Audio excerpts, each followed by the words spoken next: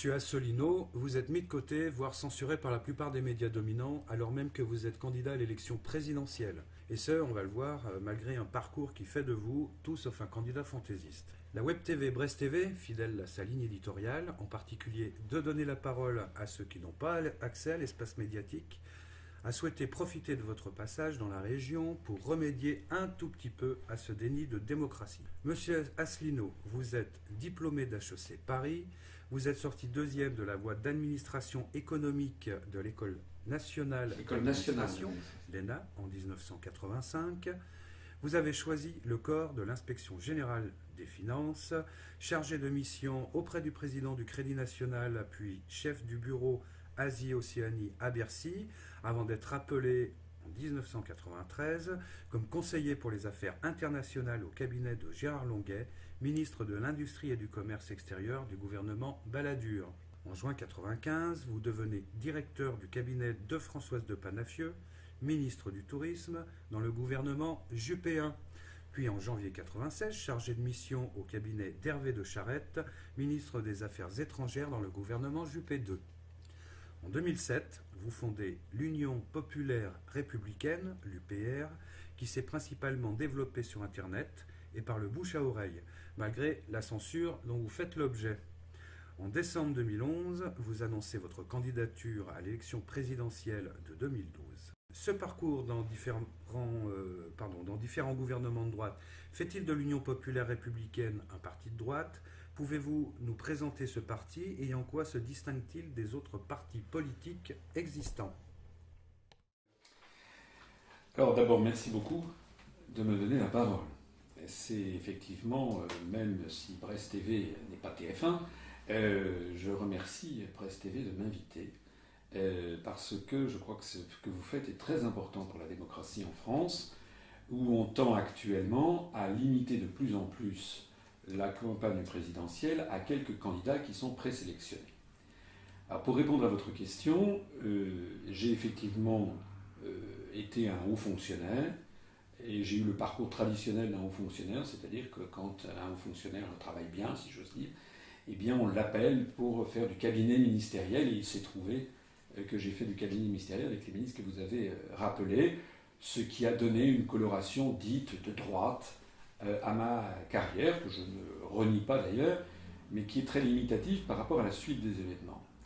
Parce que ce que j'ai découvert dans les allées du pouvoir, petit à petit, progressivement, je me suis rendu compte que nous sommes dans un pays où les grandes décisions stratégiques ne sont plus prises par personne, ou plus exactement sont prises par l'étranger, c'est-à-dire sont prises par la Commission européenne à Bruxelles, par la Banque centrale européenne à Francfort, par l'OTAN qui est pilotée, comme tout le monde le sait, par Washington.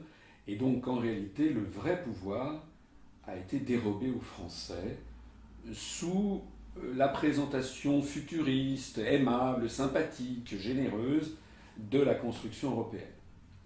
Alors, progressivement, je me suis séparé des gens avec lesquels j'avais travaillé. J'insiste sur le fait que les questions que j'ai formulées, les découvertes que j'ai faites sur l'histoire, par exemple, de la construction européenne, les questions que j'ai posées autour de moi, aux ministres que je servais ou aux hauts fonctionnaires, m'ont convaincu que la France était vraiment lancée dans une course qui nous menait à l'abîme et au désastre, puisque personne n'ose se poser des questions de fond. Qu'est-ce que c'est que la construction européenne ? Où est-ce que l'on va ? Quand est-ce que cette construction sera terminée ?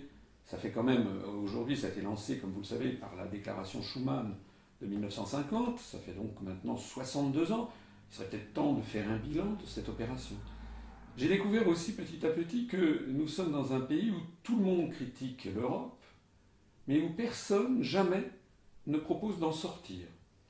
Tout se passe comme si l'Europe, la construction européenne, était le bien par excellence. On nous apprend du berceau à la tombe que c'est une construction qui a été inventée par un Français, par des Français, Jean Monnet, Robert Schuman. C'est faux. Quand on creuse le sujet, on s'aperçoit que l'idée d'origine, ce sont les États-Unis d'Amérique qui l'ont faite. Là, vous cassez un mythe. Ben, je casse un mythe, mais les historiens le savent. D'ailleurs, dans les années 50, le Parti communiste français le disait, on appelait ça l'Europe américaine.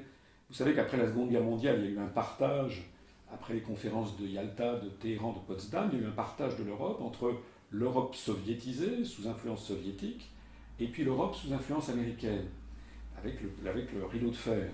Alors, les pays qui étaient sous influence soviétique, les soviétiques et Staline ne faisaient pas dans la dentelle, donc ils ont imposé la dictature du prolétariat, c'est-à-dire concrètement des pays qui étaient des démocraties populaires, où la politique échappait en fait au choix démocratique habituel.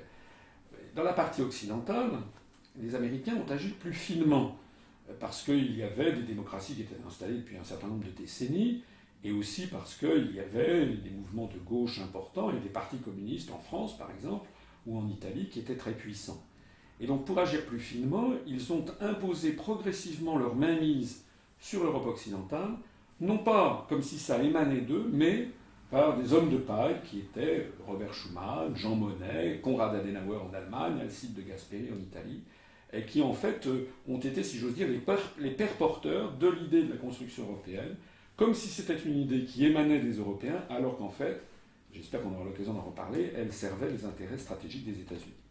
Je reviens à votre question.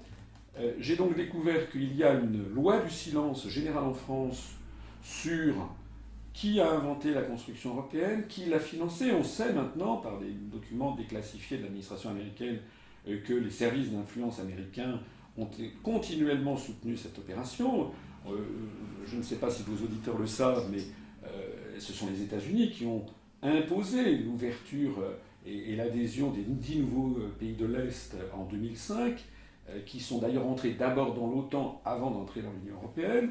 Ce sont les États-Unis qui ont également poussé à l'entrée de la Bulgarie et de la Roumanie en 2007. Ce sont les États-Unis qui poussent à l'entrée de la Croatie, qui va entrer dans quelques mois. Ce sont les États-Unis qui poussent à l'entrée de la Turquie dans l'Union européenne, parce qu'il s'agit, dans l'esprit des États-Unis, de faire de faire coïncider le périmètre de l'OTAN et celui de l'Union européenne pour encercler la Russie et surveiller le Moyen-Orient. C'est la raison pour laquelle la Turquie va entrer dans l'Union européenne, ce que les Français ne comprennent pas, et les Français de bonne foi se disent mais pourquoi la Turquie et pas la Russie? Si la Turquie va entrer dans l'Union européenne et pas la Russie, c'est bien parce qu'il y a quelqu'un derrière, il y a une force stratégique derrière qui a prévu qu'il en soit ainsi pour faire, comme je le disais, coïncider l'OTAN et l'Union européenne. Alors, tout ceci pour dire que j'ai découvert que sur la scène politique française, de l'extrême droite à l'extrême gauche, personne ne remet en question l'ensemble de cette opération. On balaye ça d'un revers de main en disant l'Europe c'est la paix, circuler, il n'y a rien à voir, ce qui d'ailleurs est faux, j'espère qu'on aura l'occasion d'en reparler plus tard. Et donc, en fait, tous les partis ne proposent que des modalités d'adaptation de cette affaire, sans préciser aux Français que la France n'est plus que 1 sur 27 États, et que donc nous n'avons pratiquement plus la voix au chapitre. C'est comme je le dis souvent, je prends cet exemple un copropriétaire parmi 27 copropriétaires dans un grand immeuble. Il ne va pas décider de la façon dont l'immeuble va être géré.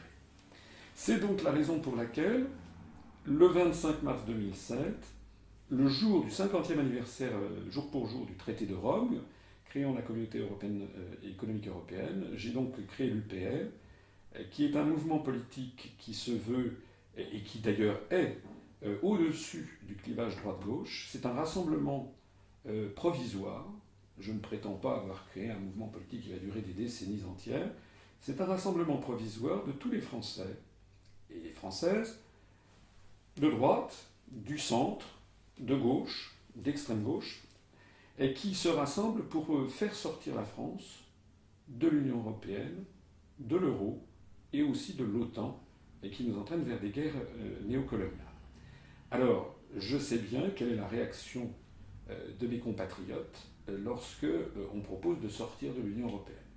Mais, on va en parler certainement, j'insiste sur le fait que ce mouvement politique qui, soyons clairs, a végété pendant 2-3 ans parce que je n'avais pas d'argent, parce que j'étais en rupture avec tout mon milieu d'origine, avec la haute fonction publique, j'étais un peu le mouton noir parmi les énarques, eh bien ce mouvement, depuis la crise de l'euro, ne cesse de se développer grâce à Internet, grâce aux conférences qui ont été mises en ligne, Et de plus en plus de mes concitoyens, ceux en tout cas qui veulent bien écouter mes analyses, ceux qui ne se referment pas comme une huître dès le départ, eh bien, sont frappés par l'avalanche des faits incontestables que je cite, des raisonnements juridiques que je montre, et qui progressivement sont convaincus qu'il y a en effet un véritable problème qui se pose avec cette construction européenne, et qui est d'abord et avant tout un problème de démocratie. C'est la raison pour laquelle le slogan de ce mouvement, c'est l'union du peuple pour rétablir la démocratie.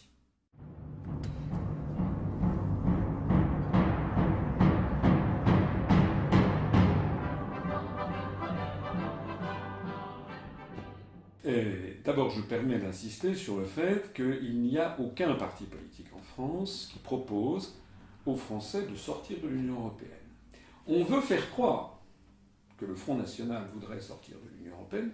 C'est faux. Il suffit à tout un chacun d'aller lire noir sur blanc le programme du Front National, par exemple, ou le programme de M. Dupont-Aignan, ou le programme de M. Mélenchon, ou l'ancien programme de M. Chevènement, pour se rendre compte que l'extrême droite ou bien les mouvements dits souverainistes critiquent la construction européenne, comme d'ailleurs l'UMP le fait, le Parti socialiste le fait, l'extrême gauche le fait. Mais si vous regardez bien le fond, les engagements, vous savez, comme quand vous lisez un contrat, quand vous souscrivez un contrat pour acheter une voiture, vous ne vous contentez pas de ce que vous dit le vendeur, vous allez regarder les clauses de votre contrat. Donc il faut que les Français aillent regarder les programmes écrits. Eh bien, vous constaterez que nous sommes le seul mouvement politique qui propose aux Français de sortir de l'Union européenne, et ça n'est pas, une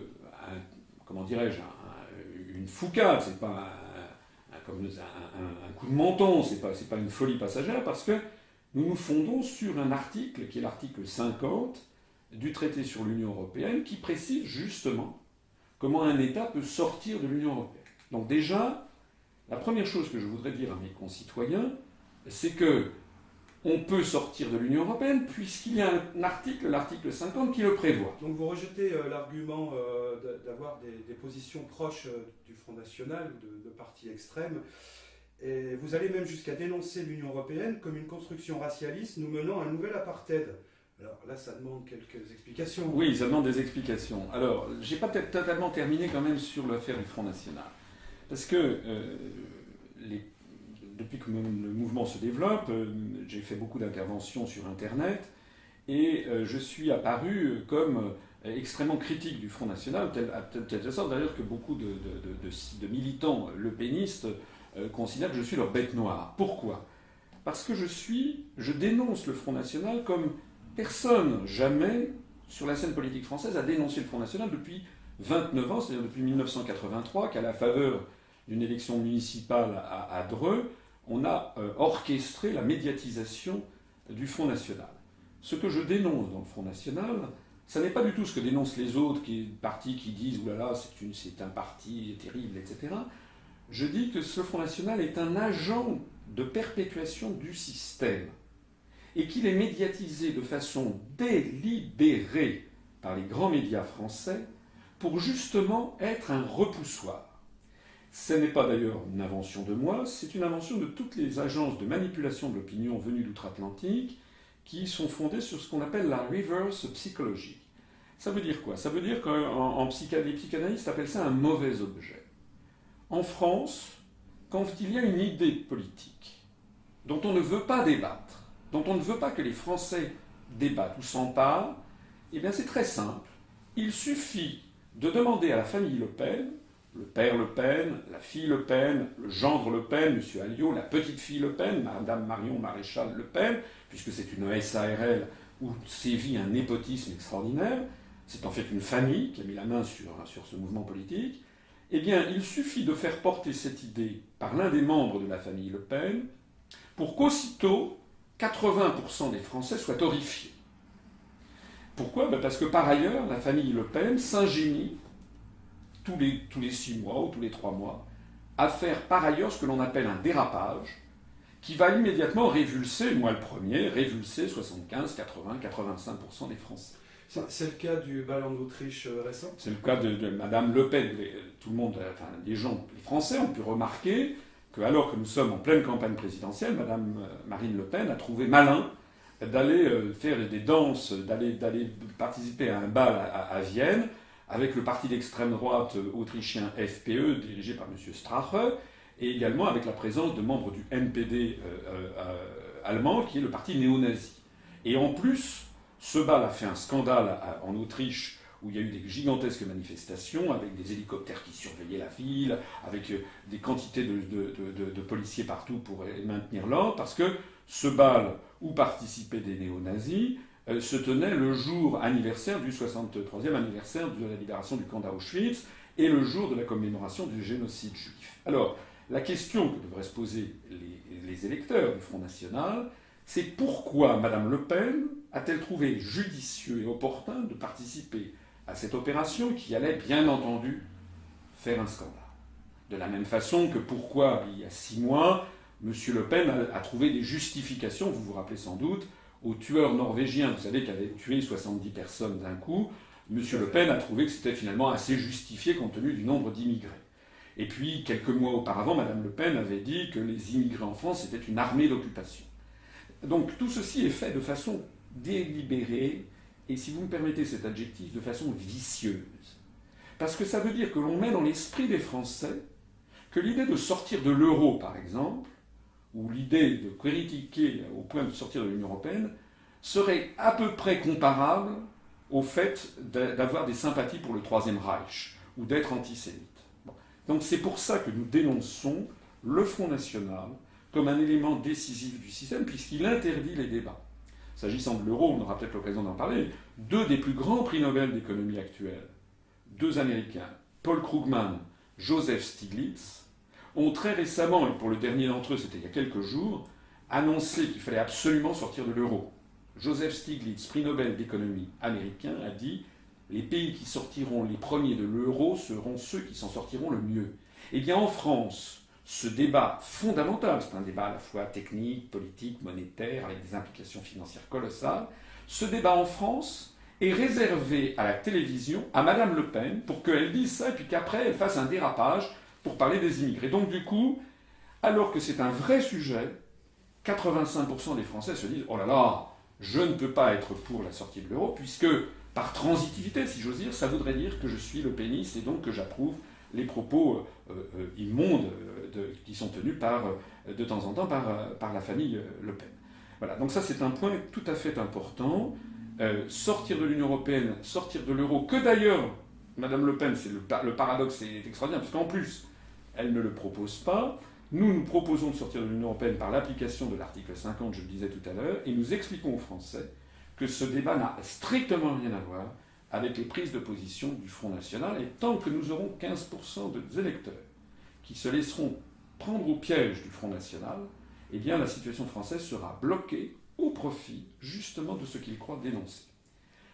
Alors votre question maintenant sur la construction européenne racialiste. Un des arguments souvent que l'on m'objecte, c'est de dire « Ah, vous voulez sortir de l'Europe, donc vous voulez refermer la France sur elle-même, l'isoler, et donc, en fait, vous êtes xénophobe. » Bon. Je dis que c'est exactement le contraire. D'abord, il faut savoir que si la France sort de l'Union européenne, elle ne va pas devenir la Corée du Nord. Nous avons, à quelques dizaines, centaines de kilomètres d'ici, nous avons un pays ami qui est la Suisse, qui n'est pas dans l'Union européenne, et tout le monde peut constater que c'est un pays tout à fait normal, comme la Norvège, qui est un pays européen qui n'est pas dans l'Union européenne. Ce sont 2 pays qui ne sont pas dans l'Union européenne, et qui sont classés par les Nations Unies, par le programme des Nations Unies pour le développement, le PNUD, qui a bâti un indice qui s'appelle l'indice de développement humain. Ils apparaissent, ces 2 pays, comme étant les 2 pays au monde où l'on vit le plus confortablement et le mieux, et qui sont les plus pacifiques. Bon. Deuxièmement, il faut que vos auditeurs sachent qu'il y a à peu près, en ce moment, 200, je crois, le chiffre exact m'échappe, mais je crois que c'est 246 représentations françaises diplomatiques à l'étranger. On doit avoir environ 146 ambassades à l'étranger, on doit avoir 18 représentations diplomatiques auprès d'organisations internationales, l'ONU, le FMI, la Banque mondiale, l'Organisation mondiale du commerce, l'Organisation mondiale de la santé, etc. Et puis nous avons le reste, ce sont des consulats. Si nous sortons de l'Union européenne, nous fermerons 2 représentations. La représentation auprès de l'Union européenne à Bruxelles et celle auprès de la politique européenne de sécurité et de défense. Et si on sort de l'OTAN, on sortira de 3. C'est-à-dire 2 ou 3 sur 246 représentations diplomatiques. Ça veut donc dire que la France conservera, après la sortie de l'Union européenne, toujours le deuxième réseau diplomatique mondial. Alors, je pourrais dire bien d'autres choses encore sur ces questions où on prétend que la France serait isolée. La France ne serait pas du tout isolée, au contraire. La France retrouverait des liens d'amitié avec des pays de la francophonie, ou bien les pays du monde arabe, ou bien les pays du monde latino-américain, ou les pays d'Afrique, ou les pays d'Asie, où d'un seul coup elle apparaîtrait comme étant sortie de cette espèce de conglomérat de pays qui sont sous la tutelle américaine de facto, qui apparaissent de plus en plus comme le monde euro-atlantiste, le monde blanc par rapport au reste du monde. Il se trouve que j'ai la chance d'avoir des amis chinois. J'ai vécu au Japon. D'ailleurs, je signale au passage à vos auditeurs que je connais bien le monde. J'ai vécu au Japon. De par mes fonctions professionnelles et aussi par mes goûts personnels, j'ai fait le compte. Une fois, je suis allé dans 95 pays de la planète, ce qui fait quand même beaucoup. J'ai des amis un peu partout. Je peux vous assurer que vu de Saint-Pétersbourg, j'ai des amis.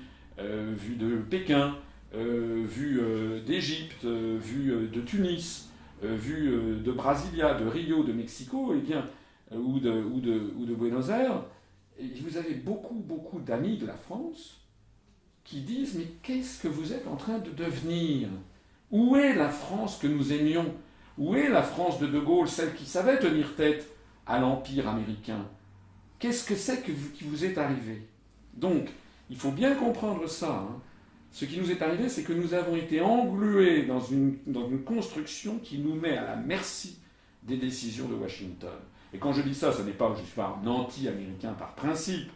Vous savez qu'aux États-Unis, il y a beaucoup d'Américains qui sont contre la politique d'impérialisme de leur propre gouvernement. Il y a des mouvements comme le mouvement de Ron Paul d'un côté, le mouvement Occupy Wall Street d'un autre côté, qui montrent que dans le peuple américain, il y a aussi des gens qui sont contre cette volonté d'impérialisme mondial des États-Unis. Donc nous devons retrouver cette affaire. Et alors, pour terminer et conclure sur votre question, vu de ces pays dont je parlais, la construction européenne apparaît comme une construction du monde blanc. C'est quoi finalement? Pourquoi est-ce que les Français devraient se sentir plus solidaires des Estoniens, des Lettons, des Slovaques? Je n'ai rien contre les Estoniens, les Lettons, les Slovaques, bien entendu.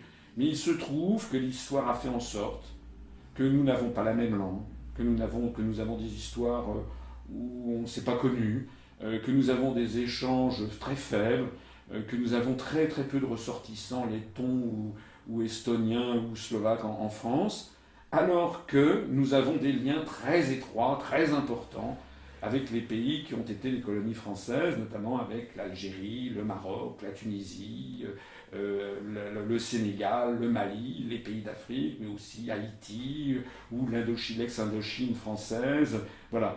Et nous avons parmi les Français, notamment les jeunes Français, il y a des quantités de Français d'origine maghrébine ou africaine, et qui découvrent avec beaucoup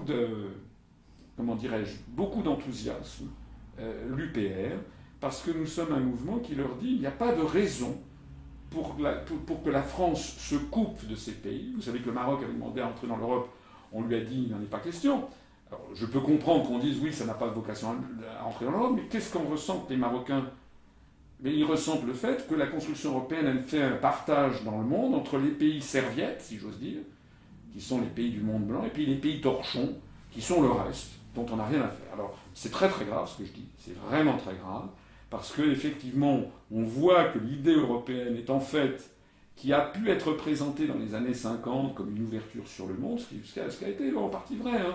C'est vrai que ça a permis de chasser les démons du passé, de mieux connaître nos voisins, ça c'est exact. Mais il y a un proverbe français que j'aime bien qui dit « Qui veut faire l'ange fait la bête ». Et progressivement, cette construction apparaît comme une construction d'un monde blanc qui a peur du reste du monde et qui se referme sur les autres.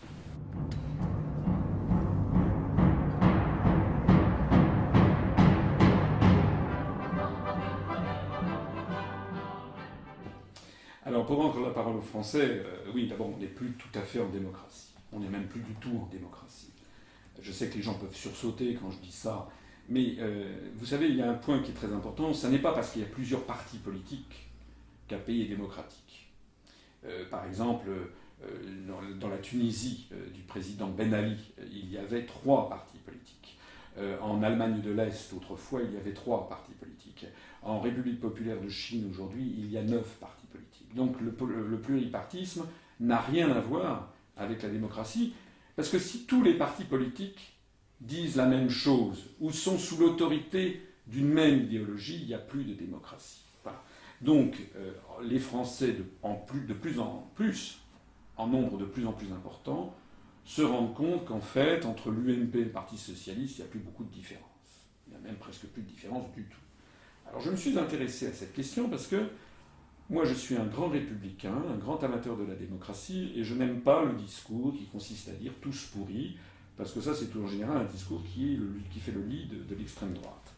Donc moi je considère que les hommes politiques français, et les femmes politiques, ne sont pas pourris par nature.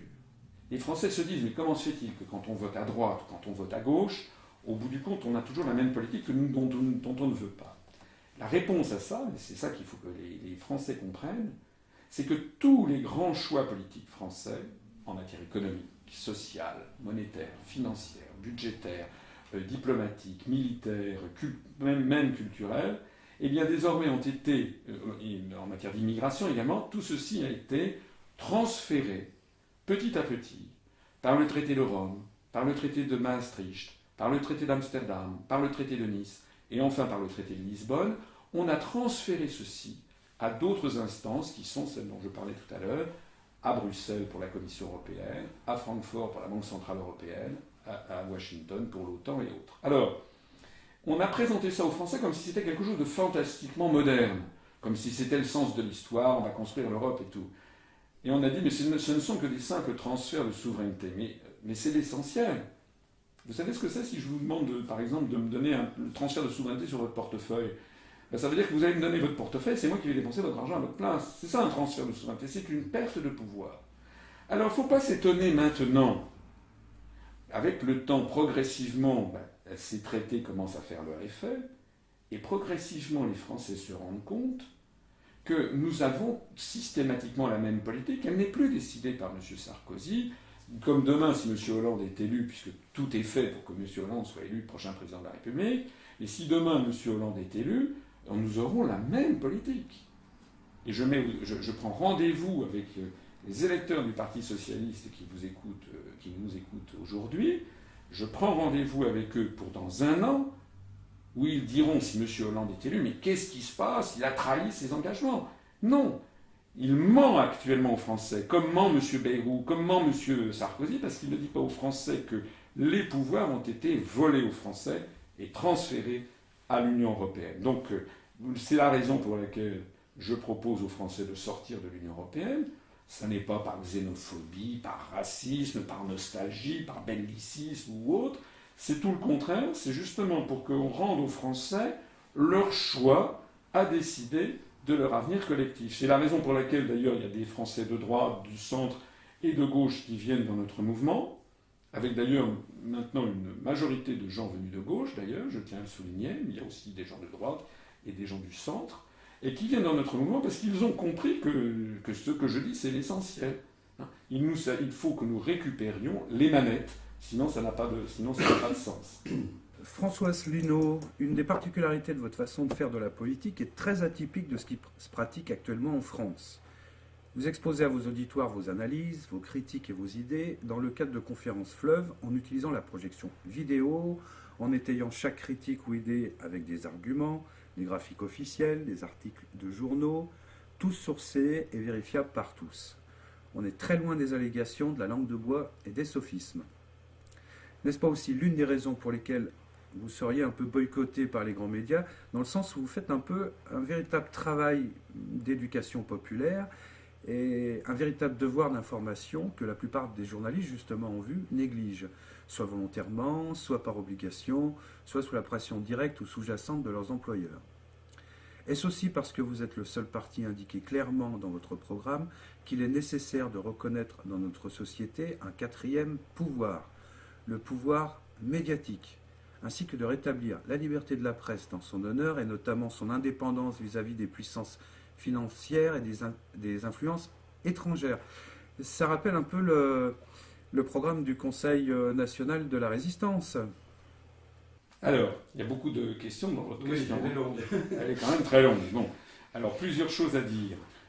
D'abord, effectivement, je fais des conférences qui ont été filmées plus ou moins bien. Plus on a d'adhérents, maintenant on a dépassé largement le cap du premier millier d'adhérents, ce qui est beaucoup pour un mouvement qui n'a jamais eu accès aux grands médias. Et nous avons des dizaines de milliers de sympathisants. Donc plus on a d'adhérents et de sympathisants, et plus on voit arriver des bénévoles qui nous aident à faire des conférences qui sont mieux filmées, mieux enregistrées, plus agréables à regarder. Et dans les semaines, les mois qui viennent, on va encore et encore améliorer ceci. On va essayer aussi de faire des modules vidéo qui seront plus courts pour permettre aux gens de regarder par petits morceaux. Bon, je signale au passage, permettez-moi de faire un petit peu de publicité. Les gens peuvent, vos auditeurs intéressés peuvent aller sur notre site Union populaire républicaine, ils tapent ça sur Google ou sur un moteur de recherche et on arrive en tête. UPR, le site c'est u-p-r.fr. Alors, effectivement, un certain nombre de critiques me disent mais ces conférences, elles durent 2 heures, 2 heures et demie, 3 heures, vous vous rendez compte, c'est beaucoup trop long. Alors je réponds à ceci plusieurs choses. D'abord, c'est vrai que c'est long. Objectivement, c'est vrai que c'est long et que j'essaye de les raccourcir. Mais comme vous avez eu la gentillesse de le souligner, c'est un véritable travail d'éducation populaire, mais dans le bon sens du terme. Hein. Je crois que c'est très important de considérer mes concitoyens comme des gens intelligents et de ne pas les prendre pour des imbéciles comme fait TF1, c'est-à-dire des gens qui sont capables de raisonner. Et pour qu'ils soient capables de raisonner, il faut leur donner les éléments d'appréciation. Or ça ne se fait pas en 30 secondes. En 30 secondes, c'est un slogan que l'on peut lancer. Et comme par ailleurs, ce que je dis, je pèse mes mots, est révolutionnaire, parce que ce que je dis remet en cause 30 à 40 ans de lavage de cerveau. Ça fait 30 ou 40 ans qu'on dit aux Français, depuis qu'ils sont tout petits jusqu'à leur décès, qu'on leur dit que l'Europe c'est fantastique, c'est formidable, que l'euro c'est la croissance, le plein emploi, etc. Alors les gens ils constatent que c'est le contraire qui se passe, mais ils n'osent pas encore remettre en cause ce qu'on leur a dit depuis la petite école. Donc, nous avons un travail qui est un travail réellement difficile, qui consiste à dire aux gens, attention, tout ce que l'on vous a dit depuis 40 ans doit être revu et corrigé. Et effectivement, il y a des gens, des Français, qui ne supportent pas cette idée, qui ne supportent pas l'idée que ce que je dis puisse remettre en cause ce qu'ils pensent croire parce qu'on leur a mis dans la tête. Les autres, ceux qui sont de bonne volonté, ceux qui sont ouverts à la discussion, c'est à eux que je m'adresse, eux ils vont sur Internet et ils se documentent. Alors les gens disent c'est long, mais moi ce que je fais remarquer, c'est que lorsque par exemple un Français ou une Française veut s'acheter une télévision à écran plat, ou bien veut souscrire un nouvel abonnement de téléphonie mobile, il va passer 2 heures, 3 heures, 4 heures à comparer les différents forfaits. Pour s'acheter une télé à écran plat, il va aller, je ne sais pas, dans telle ou telle grande surface, essayer de voir des tests de consommateurs, il va passer 3 heures, 4 heures, parfois 2 semaines, 3 semaines, 6 mois pour s'acheter une voiture. Donc, lorsque les Français s'intéressent à quelque chose, d'un seul coup, ils trouvent le temps. Est-ce qu'il n'est pas paradoxal qu'ils estiment que l'avenir de la France, c'est-à-dire leur avenir à eux, l'avenir de leurs enfants, est-ce que ça ne mérite pas qu'ils y consacrent le même temps? Est-ce que ça ne mérite pas qu'ils fassent preuve du même esprit de réflexion, de recherche, de comparaison qu'ils font pour savoir qui ils vont choisir pour diriger la France au cours des années qui viennent, plutôt que pour choisir un nouvel iPhone ou un écran plat. C'est la raison pour laquelle, à la fois, je suis d'accord sur le fait qu'il faut que ces conférences soient certainement un peu plus courtes, mais je me permets d'insister sur le fait que je ne pourrais pas dire en 3 minutes ce que je dis en 3 heures, parce qu'en 3 heures, ceux d'entre vous qui iront sur ces conférences constateront qu'il y a énormément d'informations, que c'est très très sourcé, comme vous avez eu la gentillesse de le souligner, et qu'il s'agit d'arguments irréfutables. Alors, une autre question, dans votre question, vous parlez de mon programme, du programme présidentiel. Le programme présidentiel commence par la proposition fondamentale de sortir de l'Union européenne par application de l'article 50, qui nécessite donc de faire, selon l'alinéa 1 de cet article, de prévenir l'ensemble des 26 États membres de la décision souveraine des Français de sortir de l'Union européenne. Et l'alinéa 2 prévoit quoi? Prévoit qu'à ce moment-là, on entre dans un processus de négociation avec les autres États pour voir sereinement, gentiment, posément, on ne va pas en faire, c'est pas quelque chose d'absolument tragique, comment appliquer cet article, c'est-à-dire comment négocier un accord de sortie de la France de l'Union européenne. L'alinéa 3 de cet article prévoit d'ailleurs que si les négociations traînaient en longueur, de toute façon, au bout de 2 ans, un État sort de plein droit. J'aurai l'occasion, éventuellement, de revenir sur les modalités de sortie. Mais le programme que j'ai présenté ne se limite pas à cela, présente aussi d'autres choses. Vous avez eu, effectivement, je vois que vous avez vu les vidéos en ligne. Ce que je propose aux Français, c'est de se rassembler pour faire un peu l'équivalent du programme du Conseil national de la résistance de 1944. Pourquoi ça? D'abord parce que le CNR, le Conseil national de la résistance, qui s'était monté en 1943, était dans une situation qui rassemblait des forces politiques de toute la France. Ça allait de l'extrême gauche, le Parti communiste français était très puissant à l'époque, jusqu'à des mouvements comme certaines personnes de la Cagoule, qui est un mouvement d'extrême droite, mais qui était anti-nazi, en passant par des socialistes, du réseau combat, par des mouvements, par exemple ceux de la Libération, ou des mouvements qui étaient des mouvements sociodémocrates ou bourgeois catholiques. Vous aviez des gaullistes, vous aviez la droite, vous aviez même une droite un peu maréchaliste mais anti-hitlérienne, vous aviez des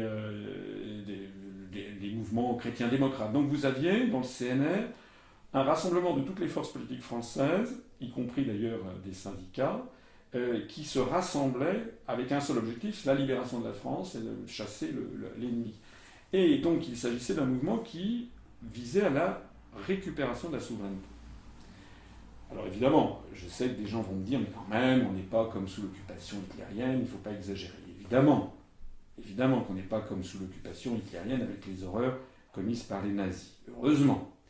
Mais, sous un certain angle, si on veut bien mettre de côté les horreurs criminelles du régime nazi, il y avait autre chose qui se passait dans les années 40, c'est que les décisions n'étaient plus prises en France. Les décisions étaient prises par l'occupant. Et donc, le Conseil national de la résistance qui s'est créé en 1943 s'est dit comment faire pour qu'après la libération, on ne retombe pas dans cette situation. Et nos ancêtres ont réfléchi, et se sont rendus compte qu'il fallait faire une vraie libération de la France, c'est-à-dire non seulement chasser les troupes hitlériennes, mais aussi rendre au peuple français une démocratie qui s'était effilochée au cours des années 1920-1930, et notamment lutter contre ce que nos ancêtres appelaient les féodalités économiques et financières qui avaient mis la main sur la direction de l'économie du pays.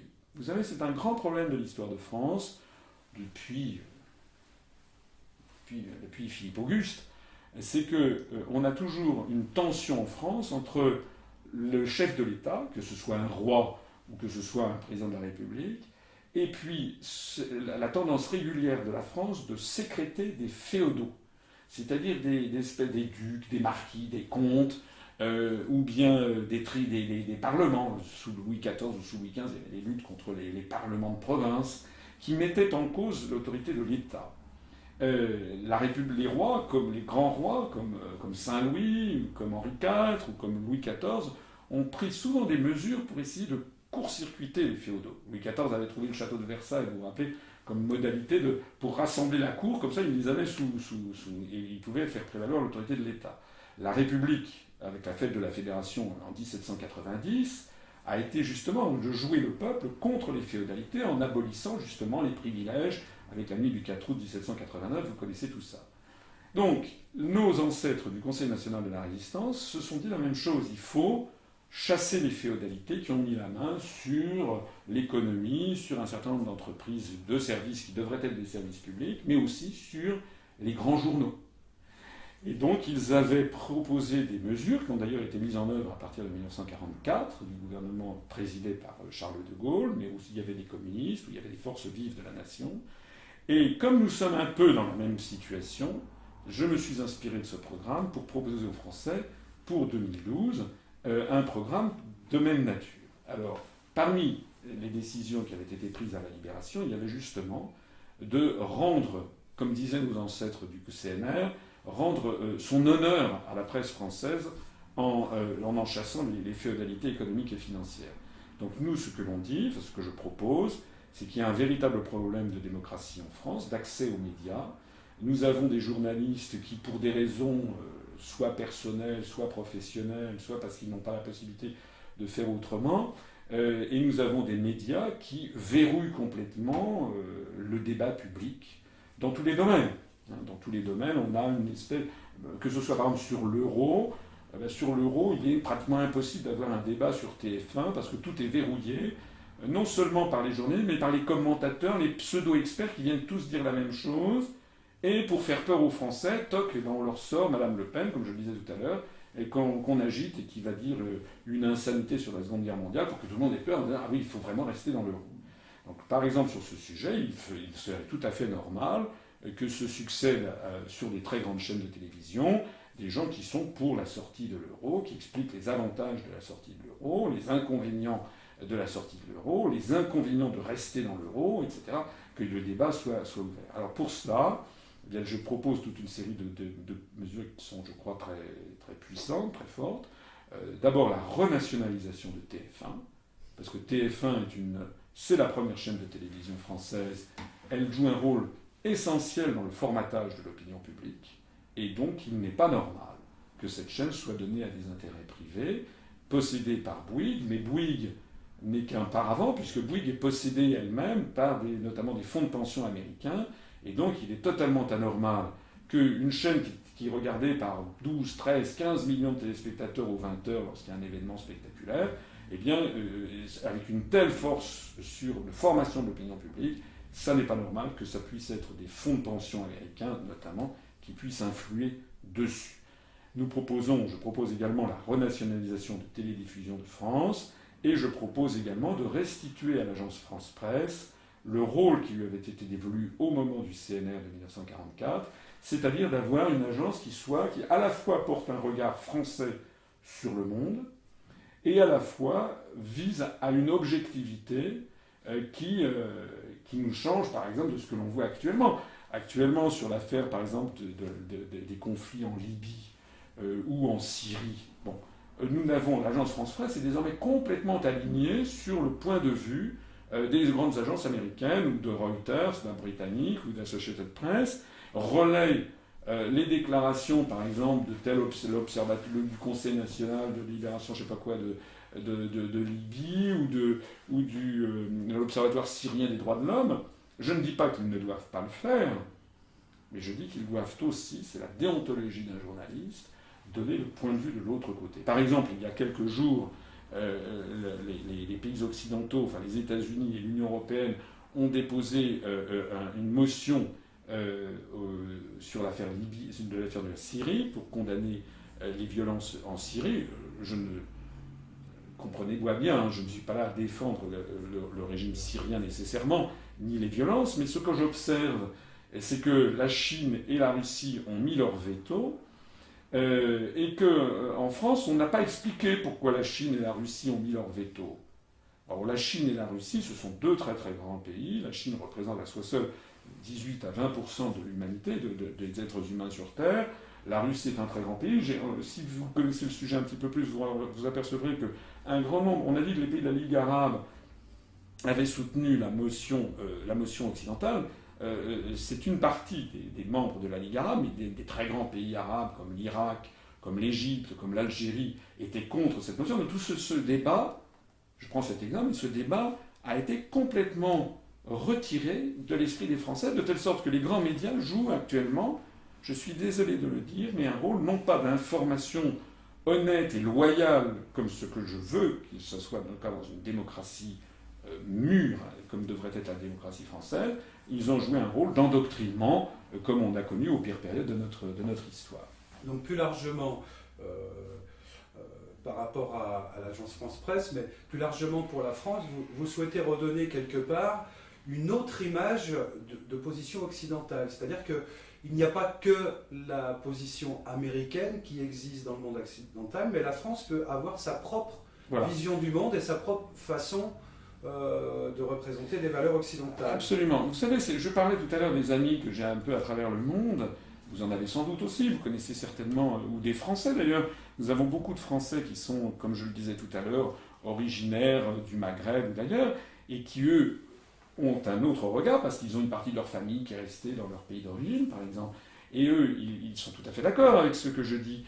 Ce qu'attend le monde de la France, c'est pour ça que du temps de Gaulle, la France avait un tel rayonnement mondial, c'est parce que la France et les autres pays du monde attendent de la France qu'elle soit le porte-parole de la liberté des peuples et des nations face aux empires qui veulent dominer le monde. Ça n'a pas toujours été le cas dans notre histoire, bien entendu. Mais les grands moments de l'histoire de France, ce sont des moments où la France apporte un message d'émancipation des peuples. Ça a été la Révolution de 1789, mais ça a été aussi la Révolution de 1848, ça a été aussi le message de la Commune de Paris pour les communistes, ça a été aussi le message de la libération en 1944. Donc, et ça a été le message gaullien pendant les années 60.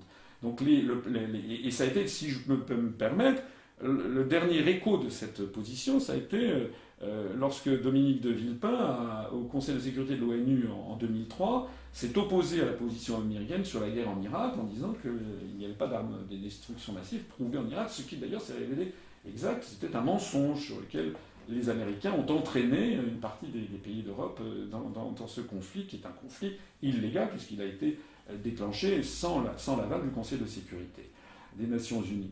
Alors, c'est effectivement un point qui est très très important à comprendre, c'est que nous devons, nous en tant que France, ne pas être alignés complètement un satellite des États-Unis. Je dis satellite parce que dans les années 60-70, un certain nombre de vos auditeurs qui vivaient à cette époque le savent, on parlait des pays de l'Est comme des pays satellites de l'Union soviétique. Mais maintenant, c'est nous qui sommes devenus des satellites de Washington. J'insiste sur un élément très important aussi, c'est que on dit mais on est dans une période de mondialisation, on ne peut rien faire. Attention, moi je dis que nous ne sommes pas en mondialisation, nous sommes en américanisation. D'ailleurs, dans mon programme plus loin, j'insiste sur le fait que actuellement, en matière culturelle, par exemple, vous écoutez une télévision française, TF1 ou France 2, une grande chaîne, ou vous vous mettez sur une radio française ou une radio de la bande FM. À quelques exceptions près, pour la bande FM, je pense par exemple à Chante France ou à Radio Nostalgie, mais à quelques exceptions près, vous avez 95% de chansons américaines. Bon, où les films américains sont en nombre écrasant, les séries américaines également. Ça n'est pas un fruit du hasard. Hein. Il faut savoir qu'en 1946, suite au plan Marshall, les Américains ont donné de l'argent à la France pour l'aider à se rétablir, mais il y a eu une négociation qui a été menée, d'ailleurs devinez par qui, par Jean Monnet, l'agent traitant des États-Unis, qui a mené ce qu'on a appelé les accords Blum-Burns, Léon Blum, qui était l'envoyé du gouvernement français, et Burns, qui était donc l'Américain qui était sa contrepartie. Et en échange du plan Marshall, qu'est-ce qu'ont demandé les Américains ? Ils ont demandé que la France ouvre toutes les salles de cinéma aux films américains. Alors ça, c'est très important à comprendre.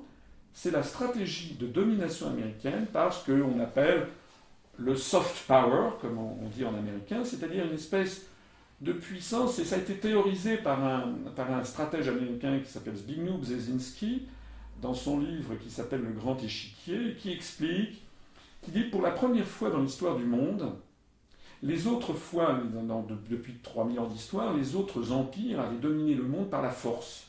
par la coercition. Eh bien, pour la première fois dans l'histoire du monde, les États-Unis vont essayer et dominent le monde par une nouvelle arme, qui est l'arme de la séduction. Et cette séduction, c'est donc qu'on va en permanence mettre dans le cerveau des Français, ou des Allemands, ou des Italiens, ou des Japonais, etc., les chansons américaines, les séries américaines, les films américains. Du coup, les Français, progressivement, sont dépossédés de leur propre être, de leur propre culture. Ils commencent à donner des prénoms américains à leurs enfants. Ils commencent à baragouiner dans une espèce de pidgin, comme on dit, en mélangeant des mots à des mots américains. Et moi, ce que je dis, et encore une fois, je ne suis pas fermé sur le monde, loin de là, je dis que le monde est un monde magnifique. Et j'ai eu la chance, je le disais tout à l'heure, d'aller dans 95 pays de la planète. Et je dis que je ne suis pas du tout pour un renfermement de la France sur elle-même, mais je dis que je suis pour que les Français découvrent l'ensemble du monde. C'est vrai qu'on n'entend pas souvent de chansons japonaises à la radio. Voilà, mais moi, il se trouve que j'ai vécu au Japon, j'aime bien les chansons japonaises. Je ne dis pas évidemment qu'on va passer des chansons japonaises toute la journée, mais pourquoi est-ce qu'on n'a jamais une seule chanson japonaise contemporaine qui passe sur une radio? Il pourrait y en avoir une par semaine. On pourrait avoir une chanson chinoise, chansons brésiliennes, des chansons indiennes, on pourrait avoir des chansons égyptiennes, des chansons russes, des chansons latino-américaines. On pourrait avoir également de la même façon des films. On pourrait avoir, par exemple, il y a une production cinématographique qui est tout à fait remarquable dans les pays africains. Il y a un festival annuel du film africain francophone. Il y a des chefs-d'œuvre dans le film africain. Il y a des films brésiliens très intéressants. Il y a des films... moi, j'ai emmené mes enfants, il y a quelques temps de ça, voir dans une salle spécialisée à Paris, des films chinois, contemporains, ou des films sri-lankais. Donc, ou russes, il y a donc une production cinématographique, et moi je dis que ça devrait être le rôle d'une grande chaîne d'éducation populaire comme TF1 renationalisée, c'est-à-dire de montrer aux Français, eh bien voilà, un jour on aurait un film indien. Il y a un film moi, que j'adore, récent, qui s'appelle Jodha Akbar. C'est les films produits par Bollywood, comme on dit. Vous savez, parce que la production cinématographique, c'est à Bombay. Je ne dis pas évidemment qu'on va passer ça tous les jours, mais pourquoi une fois par trimestre? Ça serait intéressant que les Français, c'est des films qui sont avec des comédies musicales, il y a des paysages qui sont des paysages en Inde, il y a la musique, d'un seul coup on change d'univers. Et il y aurait un jour ça, il y aurait un autre jour un film brésilien, un autre jour un film russe. Et puis aussi, ne l'oublions pas, le patrimoine français. Quand j'étais petit, dans les années 60, je me rappelle qu'il y avait à la télévision française, je ne vais pas en faire un mythe, parce que ça avait des défauts, bien entendu, mais il y avait régulièrement, on voyait une pièce de Molière, une pièce de Corneille, on voyait une pièce de boulevard avec Courteline ou Feydeau. Bon, voilà. Maintenant, ces productions intellectuelles, il faut aller chercher ça sur Arte à 23h30, etc. Et je dis que ça, c'est vraiment criminel parce que il s'agit, ce dont je parle, c'est quand même d'une révolution, pas seulement politique, mais c'est une révolution morale et intellectuelle. C'est qu'il faut que les Français se réapproprient leur propre culture, leur propre histoire, et aussi qu'ils découvrent que le monde ne se réduit pas aux États-Unis d'Amérique. Oui, vous parlez même d'une décolonisation des cerveaux. Oui, c'est une décolonisation, mais parce que nous sommes dans un processus de colonisation. Et nous sommes d'ailleurs d'autant mieux placés pour le dénoncer que la France a été une puissance coloniale, et que les pays qui se sont décolonisés de la France ont été confrontés à cette même nécessité de se réapproprier leur histoire, de se réapproprier leur propre volonté. Donc moi, bien entendu qu'il y a des productions américaines qui sont très bien, je ne fais pas encore une fois d'anti-américanisme systématique, mais ce que j'observe, c'est que les États-Unis, eux, font de l'anti-francisme systématique, parce que quand vous allez aux États-Unis, combien entend-on de chansons françaises à la radio américaine? Zéro. Combien voit-on de films français diffusés aux États-Unis? De temps en temps, il y en a un, alors ça, mais c'est zéro. Bon, combien? En d'autres termes, il y a un déséquilibre sur lequel j'insiste. Ça, c'est quelque chose aussi que je crois nécessaire de souligner, c'est que un certain nombre de gens, de Français que je rencontre, notamment des gens qui sont très, très à gauche, me disent « Ah, mais moi, je suis contre la nation, je suis pour l'internationalisme, je suis pour l'Europe. » Mais l'Europe, c'est pas l'internationalisme. L'Europe, c'est l'américanisation. Et si on tape les gens qui ricanent quand je dis quand même que, quand je parle de rayonnement de la culture française, de la langue française, les gens qui ricanent, je dis attention, vous savez ce que vous faites en ricanant là-dessus? En fait, vous êtes le soutien de l'impérialisme culturel américain. Voilà la vérité. Monsieur Asselineau, vous estimez que les libertés publiques et individuelles sont en danger à cause de l'Union européenne. Dans ce cas, que propose l'UPR pour les rétablir?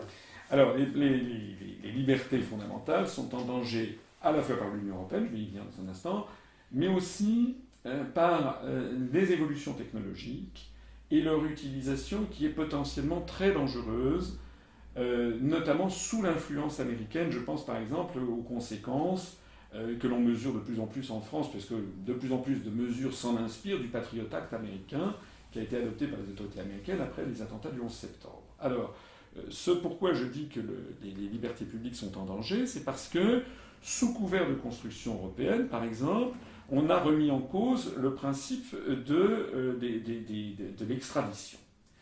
Vous savez que c'est un des grands principes républicains et de liberté publique, c'est que quelqu'un qui est français ne peut pas être extradé à l'étranger, doit être jugé en France s'il a commis un crime et un délit, et quelqu'un qui est étranger et qui est en France et qui fait l'objet d'une demande d'extradition de son pays d'origine, eh bien il doit y avoir en France des juges qui examinent la demande, qui vérifient si on doit y déférer, qui vérifient si la personne que l'on va envoyer ne va pas aller se faire assassiner, par exemple, dans un pays qui violerait les droits de l'homme.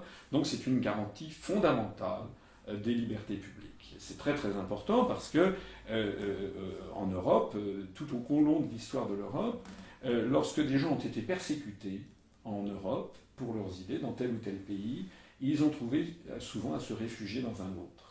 Vous donnez parfois l'exemple de Léonard de Vinci ou de Freud. Voilà, je prends l'exemple de Léonard de Vinci qui avait quitté Milan, le duché de Milan, pour se réfugier en France. J'ai pris aussi l'exemple de Français comme Descartes qui a été obligé de se réfugier aux Pays-Bas. Voltaire qui était, comme vous le savez, à Ferney-Voltaire et qui, en tant que de besoin, passait en Suisse ou bien allé en Prusse lorsqu'il était pourchassé par la police du roi de France. Mais aussi Freud, effectivement, qui... après l'Anschluss et avec la montée du régime nazi, est allé se réfugier en Angleterre. Donc il y avait ce cloisonnement des pays d'Europe faisait qu'il y avait toujours un pays où on pouvait aller se réfugier. Bon, De Gaulle, par exemple, est allé se réfugier en Angleterre en 1940. C'est plus possible. Là, maintenant, avec la construction européenne, on nous présente comme un grand progrès le système qui consiste à dire le mandat d'arrêt européen, c'est-à-dire que désormais, l'extradition est automatique. Mais c'est quand même quelque chose de très grave, parce que ça veut dire que quelqu'un qui s'est réfugié en France, on ne peut plus maintenant s'opposer à ce qu'il soit extradé en Espagne, à ce qu'il soit extradé éventuellement dans un pays balte. Moi, je suis désolé, mais nous ne sommes pas... c'est très dangereux, parce que nous ne sommes pas certains de la qualité de la justice dans ces différents pays. Je voudrais parler des pays baltes. C'est un sujet dont personne ne parle d'ailleurs au passage. Est-ce que vous savez, je ne suis pas sûr que vous le sachiez ou que vos auditeurs le sachent, qu'en Estonie ou en Lettonie, actuellement, on célèbre tous les ans les Waffen-SS. Eh oui, parce que vous savez que ces pays baltes ont été envahis par l'Union soviétique et que lorsque Hitler a envoyé les troupes nazies, ils sont arrivés dans ces pays qui étaient les anciens pays des chevaliers teutoniques, il y a un lien entre l'Allemagne et les pays baltes, et ils ont été accueillis à l'époque un peu comme des libérateurs contre l'armée rouge. Bon. Par certains, par une partie de la population, pas par toute la partie. Il faut savoir qu'actuellement, les deux gouvernements de ces pays, sont en train de détruire les monuments à l'armée rouge et sont en train de mettre en valeur des Waffen-SS, etc. C'est allé très loin puisque la Russie a saisi l'Assemblée générale des Nations Unies à l'automne 2010, a déposé une résolution devant les 195 pays du monde qui condamnait la glorification des Waffen-SS par certains États de la planète. Il y a 145 pays qui ont voté pour cette résolution, et il y en a 3 qui ont voté contre, c'est-à-dire les États-Unis, le Costa Rica et la République de Palau, qui ont voté contre cette résolution, donc qui ont trouvé qu'il était normal qu'on puisse célébrer la Waffen-SS, et les pays de l'Union européenne, dont la France, se sont abstenus. Ça veut dire que par solidarité européenne, parce que nous appartenons au même ensemble, la France s'est refusée à condamner la glorification des Waffen-SS par le gouvernement de Tallinn ou le gouvernement de Riga. Donc, Nous sommes vraiment face à un problème, ce qui reboucle avec ce que je disais, c'est un problème de liberté publique qui est posé par l'Union européenne. On ne peut pas décemment, me semble-t-il, transférer, accepter des extraditions vers le tel pays. Alors ça n'est pas tout. Ça n'est pas tout parce que par ailleurs, l'Union européenne véhicule une idéologie de type américain et actuellement fait croire aux Français que la menace numéro 1 qui menacerait la France, ce serait le terrorisme, et en particulier le terrorisme d'origine djihadiste, le terrorisme musulman intégriste. Alors là, j'ai réglé, c'est un sujet qui m'est cher. Bien entendu, il faut faire attention au terrorisme, c'est évident. Bon. Bien entendu, tout le monde doit respecter les lois en France. Sauf que les résultats des enquêtes de police menées à la fois en France au cours des 5 dernières années, 2006-2010, à la fois en Europe par Europol et en France, ont révélé que le terrorisme musulman, le terrorisme djihadiste, est quasiment inexistant en réalité.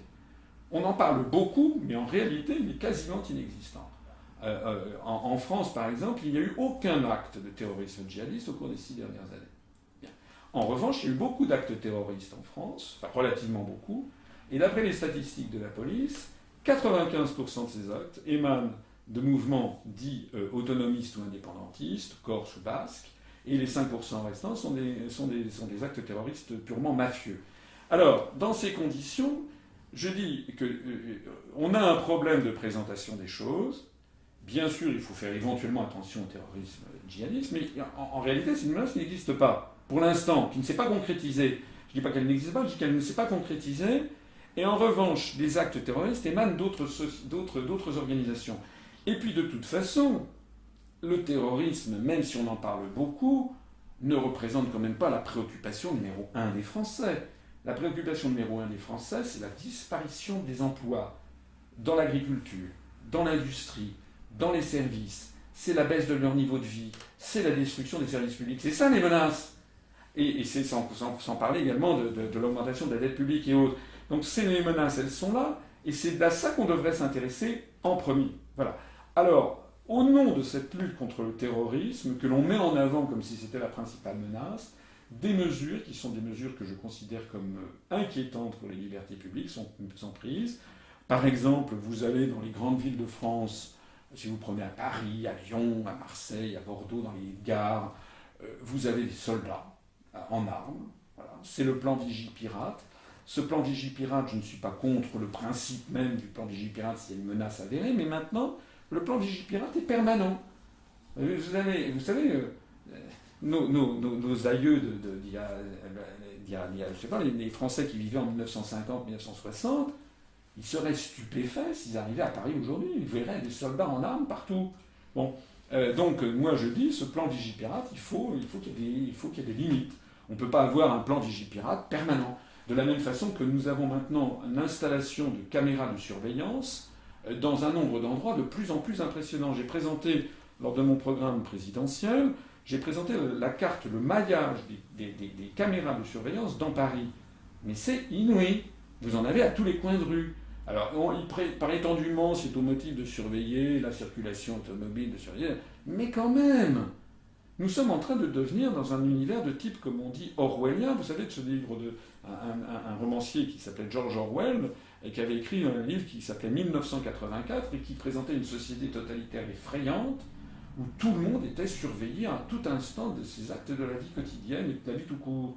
Donc moi je dis, sur ces questions-là, il faut qu'il y ait quand même un véritable débat citoyen et mettre le haut là. Il y a aussi un autre élément très important qui est, alors ça vient des États-Unis directement, c'est désormais la décision qui a été prise par les plus hautes autorités américaines, par le président Obama notamment, d'autoriser le puçage des êtres humains, avec des puces qui s'appellent RFID, qui sont microscopiques, et que l'on peut implanter en sous-cutané chez un être humain. Alors, prétendument que c'est au motif d'avoir ses coordonnées sanguines, bancaires ou autres, très très bien, on présente ça comme une modernité. C'est toujours la même chose. Mais est-ce que vous vous rendez compte de ce que c'est que d'avoir un puçage des êtres humains? Ça a déjà commencé d'ailleurs pour les animaux domestiques, mais un puçage des êtres humains. Qui est-ce qui peut vous assurer qu'ensuite, on ne pourra pas mettre dedans des quantités d'informations? Et qui est-ce qui peut vous assurer également qu'on ne pourra pas surveiller à tout instant où se trouve une personne?